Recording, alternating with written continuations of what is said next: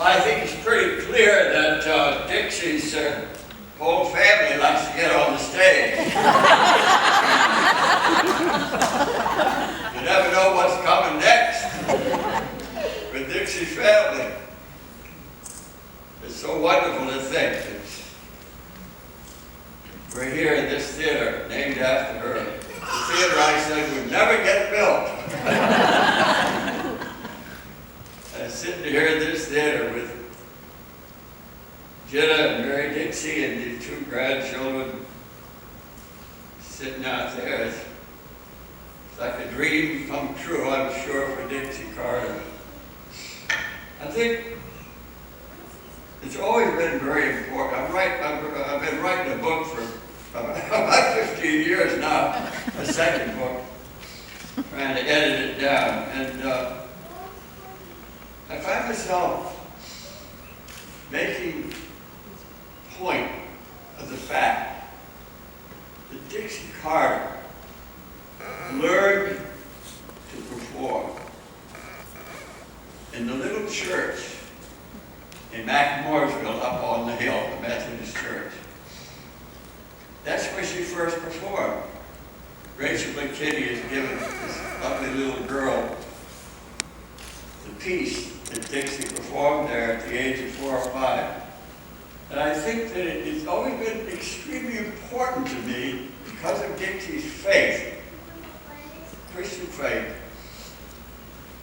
that she began performing in a church because that was the only stage available.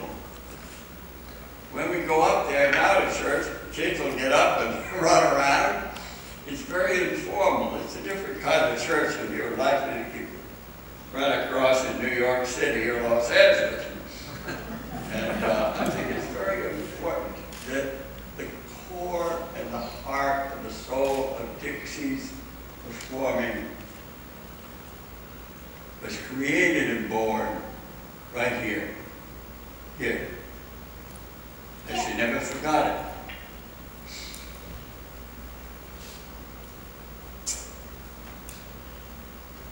It was an extraordinary experience for me, and a new experience for me to listen to Dixie and Michelle Brown put songs together in our living room. I'd never seen anything like it or heard anything like it. I had done some singing in New York, but nothing like that. The two people, Michelle and Dixie, would get a hold of a song and create a whole life in the song. It wasn't just somebody singing lyrics or making noise or making sounds. It was a story. It became a story. Now I'm grateful for the fact that Lori, incidentally, I'm going to stop now, and I meant to start out by saluting and thanking and hugging Dale Kelly for what he has done to create this theater. It is beyond words to thank him for having this idea, and thank Ray Smith for donating this, giving this part of the score here, to thank Lori, Neil Nolan, and Frank Dodd for the work they do to make this place alive. And it's a lot of work. It requires somebody with a lot of imagination and dedication and to keep this thing going. And also to thank you, all of you, for honoring and responding to what Dale and these folks have created here in Dixie's name. I honestly don't think that this beautiful woman who left this town, and gain fame would ever now consider anything more important or as important as this theater here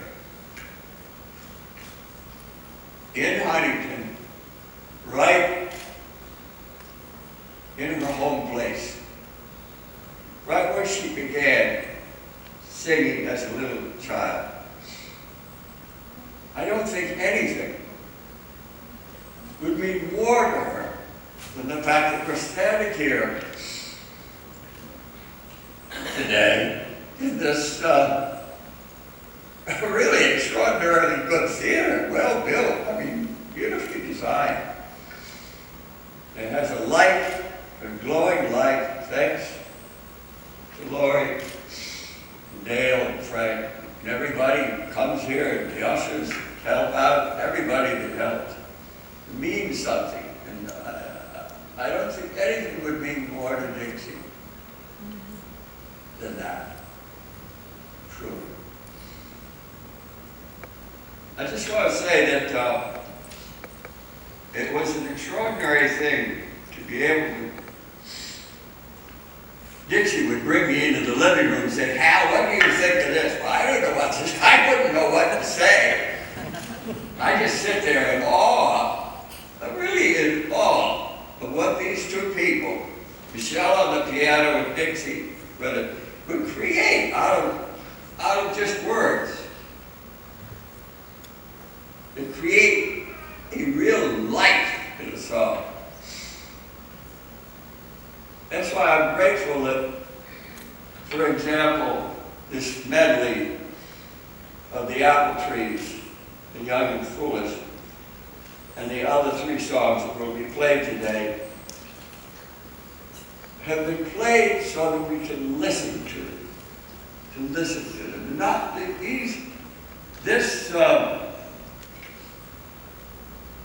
this CD, this group of songs, this performance by Dixie Carter is not background music. It's not noise. It's light. There's light in every single one of these songs, and it's Dixie's light. What she got out of light is in these songs. And I'm grateful that you just listened, because I think that this medley is so beautiful, medley of Out of the Apple Trees, The Young and Foolish. I think she was thinking about right here, right down the road in McMoorersville. She was thinking of home, where she came from.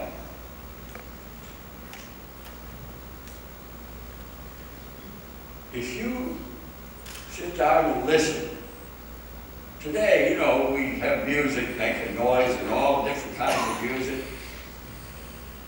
And playing all the time and destruct. Nobody sits down and listens. They don't take it in. Well,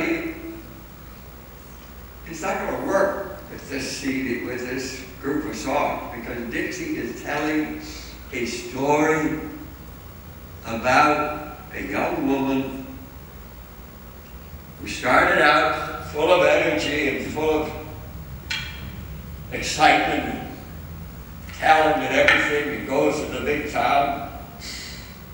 Let's do it, Gets filled with the sophistication that overcomes you when you leave a small town and go to New York or wherever.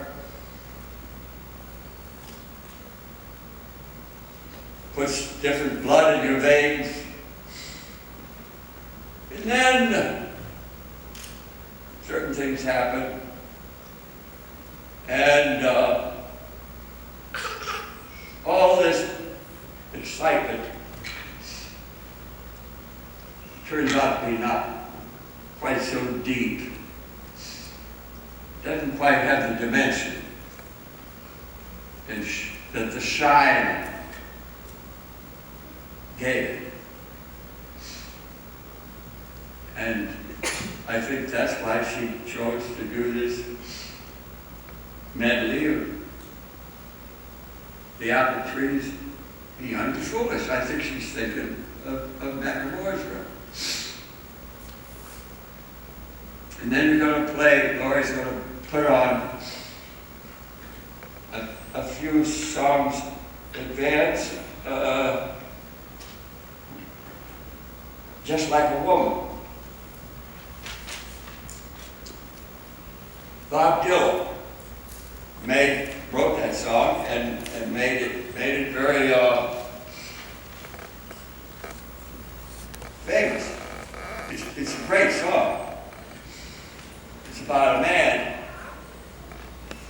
talking about a woman. Dixie and Michelle took that song and turned it around 180 degrees and made it about a woman talking about her experience with a man. And it's got a lot of guts to it. It's a terrific piece of performance, actually. Terrific performance. And that's the arc that this CD follows. And then you could say that just like a woman creates the moment of disillusionment that most everybody goes through sometime in their life. Disillusionment that maybe the path they were on is not paying off the way they hoped. And they get hurt. They get hurt. Hurt bad stuff. And then you got to come out of that. And you got to find hope. You got to hope for something to come along and rescue you. And then Michelle wrote this beautiful song called Hold Out for the Real Thing, which we're going to play last. And those four songs kind of give you the arc that Dixie and Michelle created in this wonderful CD. So I'm just saying that when you listen to this music, it's not background music. It's a story of a life. The story of a life, deeply lived and deeply felt, and beautifully performed.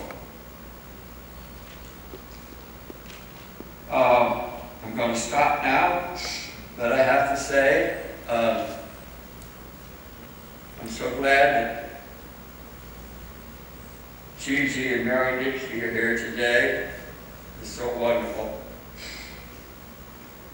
And James Carter over there. And Margot. And it's a great privilege to be here. It's a privilege because you have made it a privilege. You folks here, a lot of people who grew up with Dixie, have made it a privilege. You make it a privilege to be in this theatrical house. And I'll say again, I don't think anything in the world would mean as much to Dixie Carter now as this place. Thank you.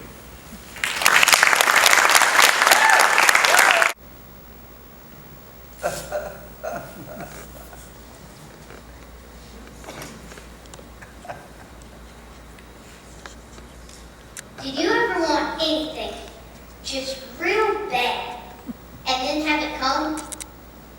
Well, if you did, then you know how I felt when a package came from my aunt in New York. I opened it, and there was a pair of real silk mitts. I had wanted some ever so long. But when there's food to buy for so many, the money just flies away before it gets around to what little girls want. I just looked at them and looked at them 100 times or more.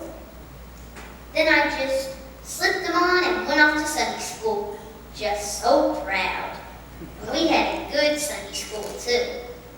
There was a missionary there who told us all about the poor children who didn't have anything nice. And their schoolhouse had burned down.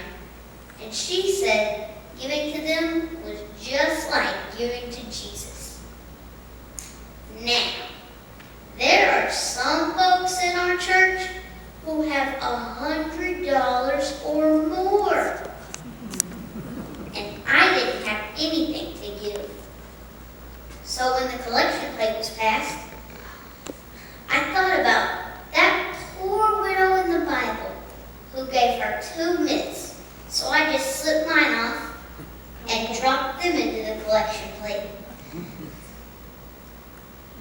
And when the money was counted, the preacher held them up and said, "Has any little girl dropped her gloves into the collection plate by mistake?" I could have fallen through the floor. But I had to say something. So I said, "I didn't have anything to give, so I thought about that poor widow in the Bible who gave her 2 mitts, every single mitt she had too." And pretty soon, the money just started pouring into the collection plate. And the preacher's eyes got bigger and bigger. And pretty soon they got all wet. And this is what he said: "A little child shall lead them."